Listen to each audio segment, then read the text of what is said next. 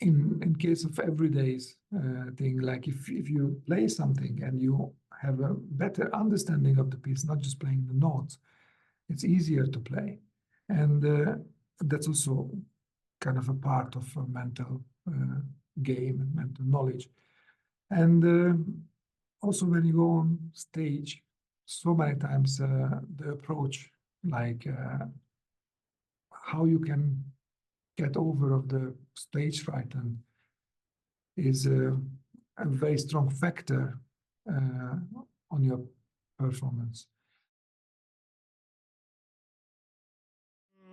With advanced students, we are speaking about colors, directions, and energy in music, and of course, the structures in music.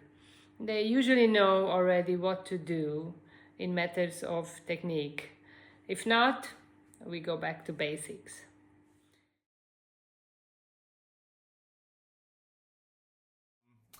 First, I always find it important to explain to students the difference between sound and tone, two different things.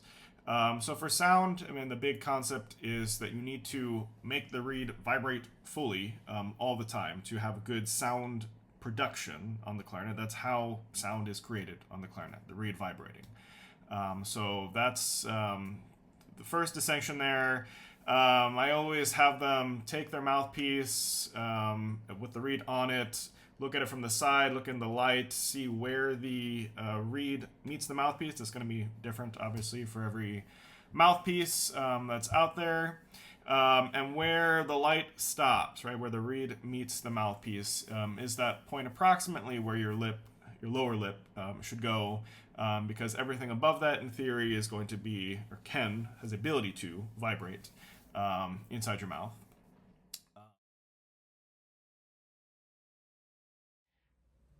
For me, there are three pieces that really stood out to me in my education on clarinet.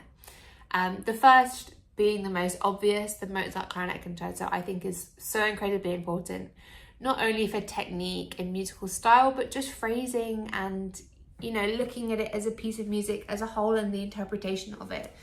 And I also think there's value in playing something that everybody else has to play.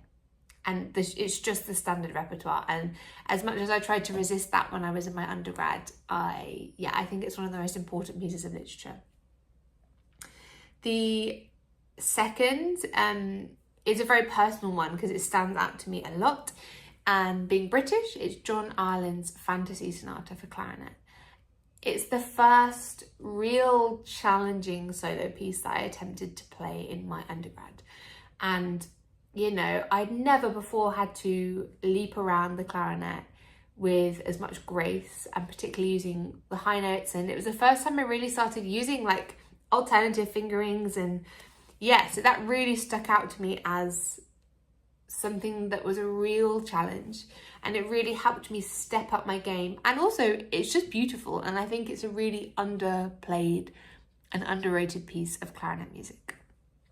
And the third is Debussy's Premier Rhapsody, because how can we ever get tired of this piece? It's amazing, and I think Debussy is one of the most important classical music composers in history, and the fact that he wrote this stunning piece for clarinet, I think that just makes it really important.